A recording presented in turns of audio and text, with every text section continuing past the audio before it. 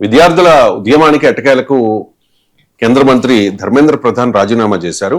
మరి డిఎస్సిలో అవకతవకలు జరిగాయి, దానికి నైతిక బాధ్యత వహిస్తూ ఆంధ్రప్రదేశ్ విద్యాశాఖ మంత్రి నారా లోకేష్ కూడా రిజైన్ చేయాలి అని చెప్పి వైసీపీ డిమాండ్ చేస్తోంది. సార్, జగన్మోహన్ రెడ్డి ఎక్స్ లో ఒక పోస్ట్ కూడా చేశారు. Taking moral responsibility for the NEET paper leak, union education minister Dharmendra Pradhan ji resigned. Minister Dharmendra Pradhan ji resigned, setting a benchmark for political accountability under the NDA government. We now ask the same question in Andhra Pradesh. Will Education Minister Nara Lokesh of the NDA government in Andhra Pradesh accept moral responsibility for the serious irregularities surrounding the DSC examination process, which involved around 3.5 lakh aspirants, and resigned from his post?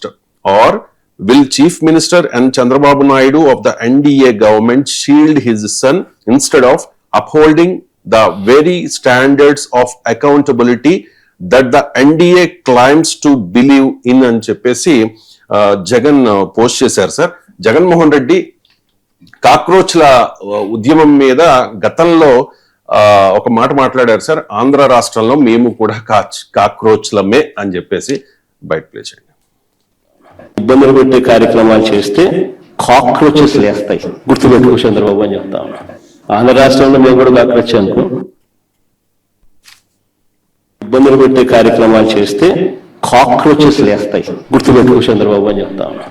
Andhra రాష్ట్రంలో మేము కూడా cockroach అనుకో. ఇబ్బందులు పెట్టే కార్యక్రమాలు చేస్తే cockroaches లేస్తాయి, గుర్తుపెట్టుకో Chandrababu. So దేశవ్యాప్తంగా జరిగిన నీట్ పేపర్ లీకేజీ అంశాన్ని ఇప్పుడు డిఎస్సి అవకతవకల మీద దీన్ని లింకప్ చేస్తూ ఉన్నారు. సార్, మేము కూడా కాక్రోచ్లమే అంటూ ఉన్నారు. సార్, లోకేష్ రిజైన్ చేయాలనేది జగన్ డిమాండ్. జంతర్ మంతర్లో ఆంధ్ర కాక్రోచ్ ఎందుకు కనవలేదు? నిజంగా మీ కాక్రోచ్ ఉద్యమం పైన అంతటి అభిప్రాయమే ఉంటే మరి ఆంధ్ర కాక్రోచ్ ఆంధ్రకి ఎందుకు పరిమితం అయ్యారు? మీరు పోనీ ఆంధ్రప్రదేశ్ లో ప్రొటెస్ట్లను ఎలో చేయలేదు అనుకుందాం, మీకు బెంగళూరులో ప్రొటెస్ట్లు జరిగాయి కదా. జగన్మోహన్ రెడ్డి చాలాసార్లు బెంగళూరులో ఉంటారు కదా. హైదరాబాద్ లో ప్రొటెస్ట్ కాక్రోచ్ ప్రొటెస్ట్ జరిగాయి కదా. మీరు బెంగళూరు ప్రొటెస్ట్ లో పాల్గొని అసలు ఎందుకు జంతర్ మంతర్ వెళ్ళొచ్చు కదా, ఎంత దూరము. ఇప్పుడు జంతర్ మంతర్ కు బెంగళూరు నుంచి ప్రకాష్ రాజ్ వెళ్ళారు కదా, మీరు ఎందుకు వెళ్ళకూడదు?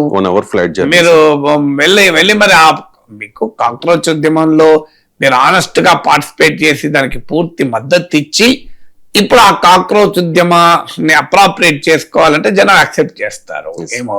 కానీ ఇది మనకు రాజకీయంగా ఉపయోగపడుతుంది కదా ఆ పదం అని ఆంధ్రలో మేము కూడా కాక్రోచ్ అని. కాక్రోచ్ అంటేనే మీ రాజకీయ రంగులు కాదు, మాకు ఏ రంగు అవసరం లేదు, మా పోరాటం మేమే చేస్తామని కదా. నిజంగా రాజకీయ పార్టీల ఫెయిల్యూర్ నుంచే కదా, అపోజిషన్ ఫెయిల్యూర్ నుంచే కాక్రోచ్ ఉద్యమం పుట్టింది. కాక్రోచ్ ఉద్యమం అధికార పార్టీల నిర్బంధం నుంచే కాదు, ప్రతిపక్షాల వైఫల్యం నుంచి కూడా పుట్టింది కదా. సో అందువల్ల మీకు ఆ కాక్రోచులకు మీ రంగు అంటించుదాం అనుకున్నా, మీకు కాక్రోచుల రంగు అంటించుకుందాం అనుకున్నా అది సాధ్యమయ్యే పని కాదు.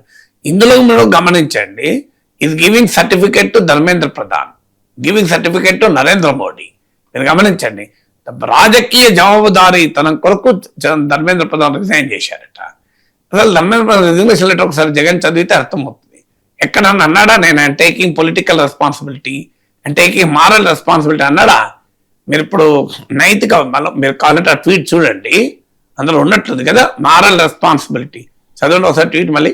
Taking moral responsibility for the NEET paper leak, union education minister Dharmendra Pradhan ji resign. ఆపండి, మీరు ఒక్కసారి ధర్మేంద్ర ప్రధాన్ లెటర్ చూపెట్టండి. నన్ను ఎక్కడన్నా టేకింగ్ మారల్ అన్నాడా? లేదు సార్. ధర్మేంద్ర ప్రధాన్ అన్నది జగన్మోహన్ రెడ్డి ఎట్లా అంటారు?